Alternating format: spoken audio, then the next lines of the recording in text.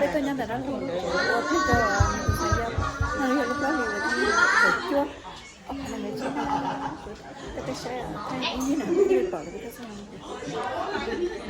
Summer. Hi. Paulina.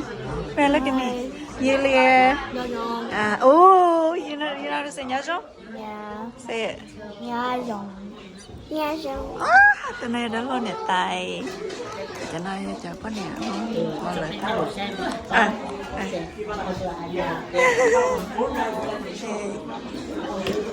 Nó cho tôi cùng đó có lần đó. Sai nhắn tin nó.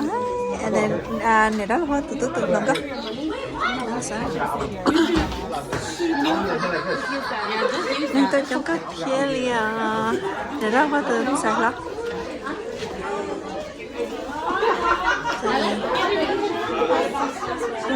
Thay ý là nó thấy chứ.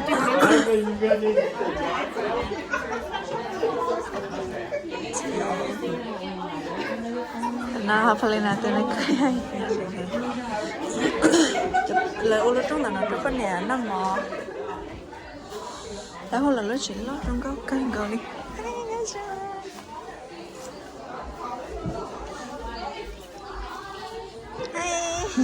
Thấy cho ta sẽ giờ.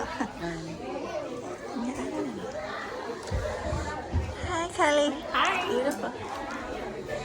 Này đó là ba, nhớ sao đó. Chúng có tiền nào cho nó chỉ tao liền.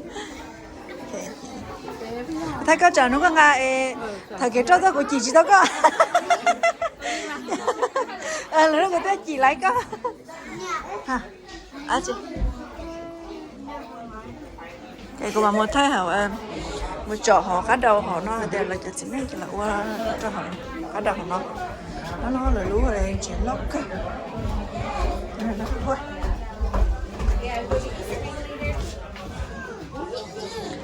nó là sai là nó chân cao chấp là từng qua xa từng qua xa chứ từng nó mà review hay thì trong nó là nào đi nào.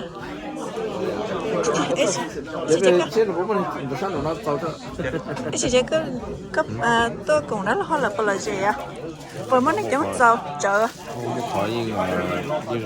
Thế mình chỉ nói à? mình chỉ nói thì bây giờ chế thì mà mình hay phải cho cái này cho tôi trong này đi trong kia. Dạ. Chọn lại cái chính nên nó thế là ôn nó.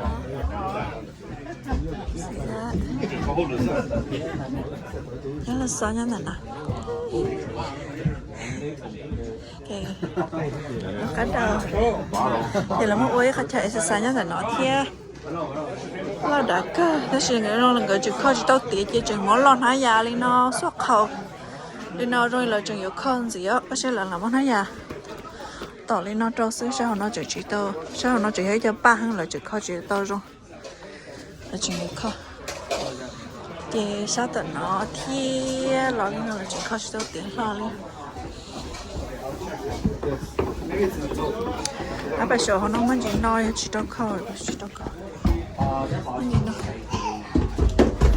là chỗ nó biết xét xe là chỗ nó biết cái bỏ hai tia biết có gì là chỉ biết nói chả chỗ này là xe là